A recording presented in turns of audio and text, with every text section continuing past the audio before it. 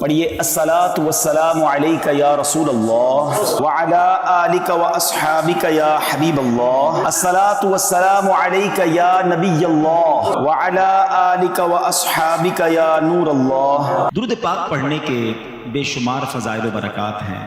مصطفیٰ جان رحمت صلی اللہ تعالی علیہ وسلم کا بڑا ہی خوبصورت فرمان عالی شان ہے۔ میرے آقا فرماتے من صلی علیہ عشرا صلی اللہ علیہ مئتا۔ میرے آقا فرماتے جس نے مجھ پر 10 بار درود پاک بھیجے اللہ کریم اس پر 100 رحمتیں نازل فرماتا۔ تو درود پاک نبی پاک علیہ السلام کی شفاعت لینے کے لیے رحمتیں اور برکتیں ہماری لائف میں ہمارے ساتھ رہیں، اگر آپ چاہتے ہیں تو چلتے پھرتے اٹھتے بیٹھتے درود پاک پڑھتے رہا کریں۔ صلو علی الحبیب صلی اللہ تعالی علی محمد صلی اللہ علیہ وسلم۔ لیکن کیا آپ نے جوان مرتے نہیں؟ آپ کے پاس گارنٹی ہے کہ آپ 50-60 سال تک زندہ رہیں؟ میں ابھی آپ کو ریسنٹ واقعہ سناتا ہوں، پچھلے ہفتے کی بات ہے۔ ہمارے ایک دوست ہیں جدہ میں، بیچارے امریکہ پہنچے، ابھی امریکہ لینڈ کیا ہے، ان کی 15 سال کی بیٹی جدہ میں تھی، اسکول سے آئی ہے، کوئی بیماری نہیں، اپنے نوڈلز خود بنائے، تھوڑی دیر بعد اس کی طبیعت خراب ہوئی، گھر والے نارمل سمجھے، ہاسپٹل لے کر گئے، اس کا انتقال ہو گیا۔ 15 ایئرس، یہ ہے زندگی اور موت، پتہ بھی نہیں چلتا، کوئی بیماری بھی نہیں ہوتی، بندہ اچانک سے سوتے میں صبح نہیں اٹھتا ہے۔ ان تمام باتوں کے بعد پتہ سمجھ کیا آتی ہے کہ ہم روز ایسے زندہ رہیں کہ اگر آج مرنا پڑ گیا تو وہ سفر تیار ہے، قبر ایسی ہوگی کہ جنت کا باغ بن جائے گی، میں لائف ایسی گزاروں۔ دیکھیں مجھے اور آپ کو کوئی میسج نہیں آئے گا، آج کل ایک میسج آتا ہے کبھی کبھی موبائل کمپنیز کی طرف سے، یور ڈیٹا از گوئنگ، ختم ہونے والا ہے، آف ہونے والا ہے، جلدی سے ٹاپ اپ کر لیں، اپنا بیلنس ڈلوا لیں، کیونکہ تھوڑے ہی جی بی رہ گئے ہیں، تھوڑے ہی جناب آپ کے منٹس باقی رہ گئے۔ زندگی میں کوئی میسج نہیں آئے گا کہ جناب 3 دن رہ گئے، توبہ کر لیں، آج آخری دن ہے، اللہ کو یاد کر لیں۔ صبح بندہ گھر سے نکلتا ہے اور شام جنازہ گھر پہ آتا ہے، کیا ایسا نہیں ہوتا؟ ہمارے ساتھ ہوا، ہمارے دوستوں کے ساتھ ہوا۔ ایک فارمولا ہے، جتنے بھی یہاں بیٹھے ہیں مجھے بتائیں، ہم اپنی زندگی میں، اپنی لائف میں، اپنے کمائے ہوئے پیسے میں اپنی ذات پر کتنا خرچ کرتے ہیں؟ پرسنلی اپنے اوپر غور کیجئے گا، جتنے بھی بیٹھے ہیں، جو نوکری والے بھی ہیں، جو بزنس والے بھی ہیں، میکسیمم 5%۔ آپ سوچئے، مرد تو ویسے ہی خرچ نہیں کرتا، اپنے بچوں پہ خرچ کر رہا ہوتا ہے، بیوی پہ خرچ کر رہا ہوتا ہے، وہ اتنے کپڑے سلواتے ہیں، ہم تو پھر بھی نہیں سلواتے، ان کو ہر دعوت پہ نئے کپڑے چاہیے، جوتے نئے چاہیے، پتہ نہیں کتنے سامان چاہیے۔ مرد، میں آپ کی میری بات کر رہا ہوں، کماتے ہم ہیں، پرسنل اپنی ذات پر آپ نے جتنے زندگی میں کمائے آج تک، کبھی بیٹھ کے حساب کیجئے گا، 5% یا میکسیمم 10%، اس سے زیادہ آپ اپنی ذات پہ خرچ نہیں کرتے، یا تو بچوں پہ خرچ کرتے ہیں، یا بیوی پہ کرتے ہیں، یا ماں باپ پہ کرتے ہیں، یا دوستوں پہ کرتے ہیں، یا پھر چھوڑ کے چلے جاتے ہیں۔ ایسا ہی ہوتا ہے نا؟ اب جملہ میرا سن لو، میں نے کمانے 100 ہیں، خرچ 5 کرنے ہیں، اور جواب 100 کا دینا ہے، ایسا ہی ہے نا؟ اگر حرام کمایا، 100 کمائے، 5 خرچ کیے، مار 100 کی پڑنی ہے۔ مزے کون کرے گا؟ فیملی، مزے کون کرے گا؟ بچے، گھر والے، اور مار مجھے پڑ رہی ہے، تو نے حرام کیوں کمایا؟ تو اس سے بڑی بے وقوفی کیا ہے یار، کہ میں کیوں 100 حرام کے کماؤں؟ جتنے چاہیے اتنے حلال کماؤں، رب نے حلال دینے، میں کیوں مار کھاؤں کسی اور کے لیے؟ اپنی ذات پہ خرچ بھی نہیں کر پا رہے، جمع کر رہے ہیں، چیک کر رہے ہیں، بیلنس چیک کر رہے ہیں، پیسے گن رہے ہیں، یہ اور بڑھ جائے گی، پراپرٹی اور بڑھ جائے گی، 40 سال سے پلاٹ رکھا ہے، بیچ ہی نہیں رہے، اور بڑھ جائے گی، پلاٹ رہ جائے گا، آپ قبر پہ چلے جائیں گے۔ میں نہیں کہتا آپ، لیکن جائز ہے کہ نہیں، حلال ہے کہ نہیں، خدا نہ خواستہ اس وجہ سے مار تو نہیں پڑے گی، زکوٰۃ پوری دے رہا ہوں کہ نہیں دے رہا؟ سمجھیے بات کو، پیسے سے زیادہ بے وفا کوئی چیز نہیں ہے۔ یہ جو پیسے کے پیچھے بھاگ رہی ہے نا دنیا، مجھے ایک بات بتائیں، اس طرح اتنا بے وفا ہے کہ جب میرا اور آپ کا وصال ہوگا نا، جتنے پیسے بینک میں ہیں، جتنے پیسے گھر میں ہیں، جتنی پراپرٹی میری ہے، وہ سب کس کی ہو جائے گی؟ ورثاء کی، پرائی، میرا کچھ بھی نہیں، مرا میں، کمایا میں نے، مگر سب دوسروں کا ہو گیا۔ یہاں تک کہ جو میری اور آپ کی جیب میں پیسے ہوں گے نا، جب انتقال ہوگا، وہ بھی نکال لیے جائیں گے، وہ بھی کہیں گے اب یہ میت کا نہیں ہے، یہ ورثاء کے ہیں۔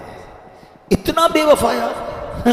تو کاش میں اور آپ تیار رہیں، آگاہ اپنی موت سے کوئی بشر نہیں، سامان 100 برس کا ہے، پل کی خبر نہیں۔ اور جو تیسرا بندے کا واقعہ تھا وہ کیا تھا کہ اس نے ایک مزدور کی مزدوری سنبھال کے رکھی، اچھی جگہ انویسٹ کی، جب وہ آیا تو اس سے زیادہ کر کے دی، اللہ نے دعا سنی نا، غار سے نکل گیا نا، یہ ہم نے بھی سیکھنا ہے۔ بعض اوقات ہوتا ہے انسان ہمارے پاس کوئی پیسے بھول جاتا ہے، کسی کی امانت ہوتی ہے ہماری طرف اور ہمیں خیال ہی نہیں ہوتا، ہم کہتے ہیں ٹھیک ہے بھول گیا تو کیا، اچھا بعض اوقات لوگ کہتے ہیں کسی کے ہیں بھی تو کیا کر لے گا، بگاڑ تو نہیں سکے گا۔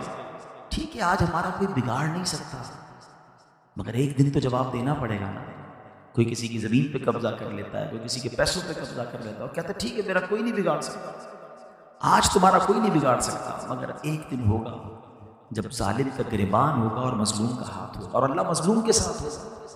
مظلوم، جب میں نے پچھلے دنوں پنجاب گیا تو ایک بڑا پیارا جملہ سیکھنے کو ملا، وہ کہتے ہیں طاقتور سے نہ ڈرو، ماڑے آدمی سے ڈرو، جو کمزور ہوتا ہے نا اس سے ڈرو، کیونکہ طاقتور وہ طاقتور تم کو میں اس سے زیادہ طاقتور ہوں، کمزور جو ہوتا ہے تو وہ ہاتھ اٹھاتا ہے نا تو وہ عرش تک جاتی ہے صدا، اللہ خوب اس کی پکار سنتا ہے اور پھر بیڑا غرق ہو جاتا ہے ظالم کا۔ اللہ ہمیشہ ہمیں ظلم سے بچائے، امانتوں کو پورا لوٹانے والا بنے۔ دنیا میں دے دو، آپ اگر کسی کا آتا ہے نا دے دیں، کم نہیں ہوگا آپ کے پاس، اگر یہاں نہیں دو گے نا تو قیامت کے دن نہیں دے سکیں گے، وہاں پیسے نہیں چلیں گے، وہاں نیکیاں چلیں گی۔ سیدی اعلیٰ حضرت امام اہل سنت فرماتے ہیں جو کسی کے 3 پیسے جان بوجھ کر دبا لے اسے بروز قیامت 700 مقبول با جماعت نمازیں دینی پڑیں گی 3 پیسوں کے بدلے۔ مجھے بتاؤ نا، ادھر تو لاکھوں روپے ہوتے ہیں، نہیں ہوتا ایسا نہ ہو کہ ساری زندگی کی نیکیاں دے کر بھی چھٹکارا نہ ملے۔ تو اللہ کرے کہ ہم لوگوں کے حقوق پورے کرنے والے بنیں۔ بہرحال آج میں نے آپ کو 2 بخاری شریف کے واقعات سنائے اور یہ دونوں زبردست میسیجز ہیں ہمارے لیے اگر ہم اثر لینے والے بنیں۔ اور ہم تھوڑی سی دہرائی کر لیتے ہیں۔ پہلے واقعے میں ہم نے شکر کے بارے میں سیکھا، اللہ کی نعمتیں ہیں تو اس کا شکر ادا کریں، ناشکری نہ کریں، یہ نہ سوچیں یہ میرا ہے یا میں نے کمایا ہے یا مجھے یہ عزت میری کوشش کی وجہ سے ملی، جو ملا ہے رب کی عطا سے ملا، اس پر تکبر نہ کریں۔ اور دوسرے واقعے میں ہمیں سیکھنے کو ملا 3 باتیں، ماں باپ کا ادب، اکیلے میں بھی گناہ سے بچنے کی کوشش، اور 3 امانتیں پوری لوٹائے۔ فار ایگزامپل کوئی بندہ اچھی باتیں کرتا ہے، میٹھی باتیں کرتا ہے، پیار سے باتیں کرتا ہے، لوگ کیا کرتے ہیں اس کے ساتھ اچھی بات کرتے ہیں، اس کو تحفہ بھی دیتے ہیں، ٹھیک ہے نا۔ اور کوئی زبان سے گالی گلوچ کر رہا ہے، برا بھلا کہہ رہا ہے، بری باتیں کر رہا ہے تو لڑائی ہو جاتی ہے۔ لڑائی ہوتی ہے تو مار کس کو پڑتی ہے، زبان کو یا باڈی کو؟ غلطی زبان کرتی ہے، پٹائی اعضا کی ہوتی ہے، تو اعضا ہی اس کو کہہ رہے ہوتے ہیں، باڈی پارٹس کہہ رہے ہوتے ہیں تیری مہربانی سیدھی چلنا ورنہ ہم ٹیڑھے ہو جائیں گے۔ تو یہ وہ زبان ہے۔ اب دیکھیں ہمارے کسی بھی باڈی پارٹ پر پہرے نہیں لگائے گئے، زبان پر 32 پہرے دار بٹھائے گئے، 32 دانت ہے، پیچھے زبان ہے، مگر وہ 32 چوکیداروں کا پہرا توڑ کر نکلتی ہے اور ایسی چلتی ہے کہ کسی کا دل توڑ دیتی ہے، کسی کی جناب گھر توڑوا دیتی ہے، کسی کی پارٹنرشپ ختم ہو جاتی ہے، کوئی بچپن کے دوست جدا ہو جاتے ہیں۔ ہے بڑی نعمت زبان، ہاں نعمت بھی بہت بڑی ہے۔ ذرا مل کر کہیے سبحان اللہ، اب کہیے الحمدللہ، اب کہیے اللہ اکبر۔ جب میں نے آپ کو یہ وظائف پڑھائے تھے تو ہماری گھڑی میں 2:43 تھے، اب بھی اتنے ہی ہیں، یعنی 1 منٹ بھی پورا نہیں ہوا، مگر بیٹھے بیٹھے ہم سب نے سبحان اللہ، میرے نبی علیہ الصلوۃ والسلام کی حدیث کے مطابق 3 جنت میں درخت لگا لیے ہیں۔ نبی پاک فرماتے جو ایک بار سبحان اللہ کہے اس کے جنت میں درخت لگ جاتا ہے، ایک بار الحمدللہ کہے جنت میں درخت، ایک بار اللہ اکبر کہے جنت میں درخت۔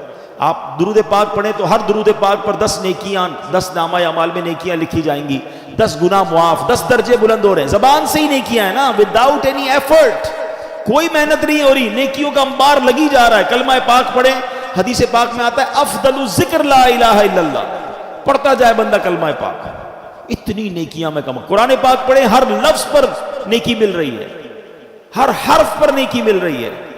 یہ وہ زبان ہے، مگر یہی وہ زبان ہے کہ جب گناہ کے لیے چلتی ہے یہ جھوٹ بولتی ہے۔ فرمایا بندہ جب جھوٹ بولتا ہے تو اس سے اتنی بدبو نکلتی ہے کہ رحمت کا فرشتہ 1 میل دور ہو جاتا ہے۔